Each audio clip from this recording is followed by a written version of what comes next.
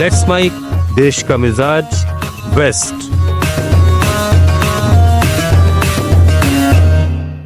देश का मिजाज, आइए जानते हैं भारत के पश्चिमी राज्यों की आज की अहम खबरें। अडानी ग्रुप की एयरपोर्ट कंपनी ने मुंबई इंटरनेशनल एयरपोर्ट के आधुनिकीकरण के लिए $1 अरब की फंडिंग जुटाई है। इसमें ब्लैक रॉक, अपोलो फंड्स और स्टैंडर्ड चार्टर्ड बैंक जैसे ग्लोबल निवेशक शामिल हैं। $750 मिलियन के बॉन्ड जुलाई 2029 तक के लिए जारी किए गए, जिनका इस्तेमाल पुराने कर्ज चुकाने में होगा, जबकि $250 मिलियन बाद में जुटाए जा सकते हैं। इस खबर के बाद अडानी ग्रुप की कंपनियों के शेयर्स में जोरदार तेजी देखी गई। महाराष्ट्र में 3 भाषा नीति को लेकर विवाद बढ़ने पर शिवसेना के मंत्री उदय सामंत ने सफाई दी है कि हिंदी भाषा अनिवार्य नहीं की गई है। सीएम देवेंद्र फडणवीस ने इस मुद्दे पर स्पष्टता लाने के लिए विशेष बैठक बुलाई है। मनसे प्रमुख राज ठाकरे ने हिंदी थोपने का आरोप लगाते हुए इसका विरोध किया और कहा कि मराठी की अस्मिता को प्राथमिकता दी जानी चाहिए। सामंत ने कहा कि सरकार सभी पक्षों से बातचीत कर भाषाई राजनीति से बचना चाहती है। महाराष्ट्र के समाजवादी पार्टी के विधायक अबू आजमी ने वारी यात्रा पर दिए विवादित बयान को लेकर माफी मांगी है।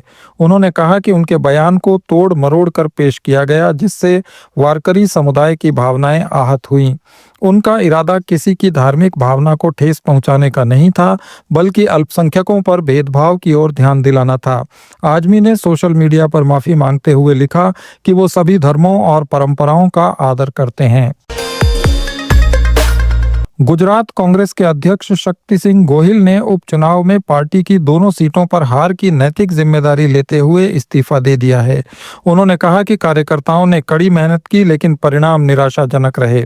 गोहिल ने अपने इस्तीफे की जानकारी पार्टी हाईकमान को दे दी है। जब तक नया अध्यक्ष नहीं नियुक्त होता, तब तक विधायक शैलेश परमार पार्टी के कार्यवाहक अध्यक्ष रहेंगे। अहमदाबाद रेलवे स्टेशन के प्लेटफॉर्म नंबर 8 और 9 पर ओवरब्रिज और कॉन्कोर्स के निर्माण के लिए 5 जुलाई से 12 सितंबर तक पाइलिंग का काम होगा। इस काम के कारण ट्रेनों का संचालन अस्थायी रूप से असारवा, मणिनगर और वटवा स्टेशनों से किया जाएगा। अहमदाबाद के Chandlodia Khodiyar railway track Vande Bharat train को निशाना बनाने की एक साजिश नाकाम हो गई। किसी व्यक्ति ने ट्रैक पर 20 फीट लंबा लोहे का एंगल रख दिया था। लोको पायलट की सतर्कता से ट्रेन समय रहते रुक गई और बड़ा हादसा होने से टल गया।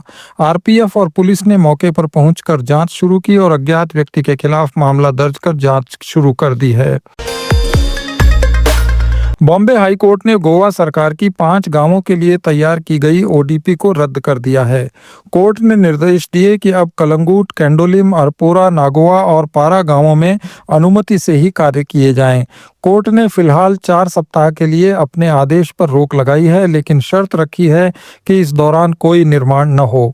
ये फैसला अवैध निर्माण के खिलाफ दायर याचिका के बाद आया है। सुप्रीम कोर्ट ने भी राज्य सरकार की याचिका खारिज करते हुए कहा था कि गोवा को कंक्रीट का जंगल न बनाएं। सरकार ने ओडीपी को बचाने की कई कोशिशें की, लेकिन अदालतों ने इसे अवैध माना। गोवा की राजधानी पणजी के पास एक यात्री नौका फेरी घाट में पलट गई। नाव में कोई यात्री न होने से बड़ा हादसा टल गया। हादसे के समय नाव में 3 दुपहिया वाहन रखे थे। नदी परिवहन विभाग की माने तो बारिश का पानी डेक से होते हुए नाव के टैंक में भर गया, जिससे बैलेंस बिगड़ने से नाव पलट गई, जबकि नाव में कोई तकनीकी खराबी नहीं थी। अधिकारियों ने कहा कि जांच के बाद ऐसी घटनाओं से बचाव के लिए जरूरी कदम उठाए जाएंगे।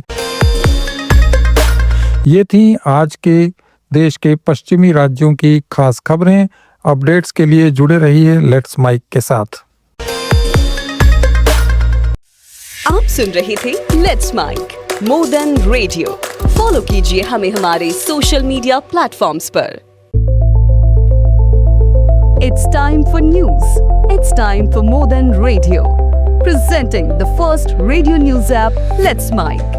Let's Mic, a news-based app on your phone where you get to watch and listen news, talk shows, interviews, radio show podcasts. On Let's Mic, you get all relevant information of TV, print, radio, podcast, and digital. Let's Mic.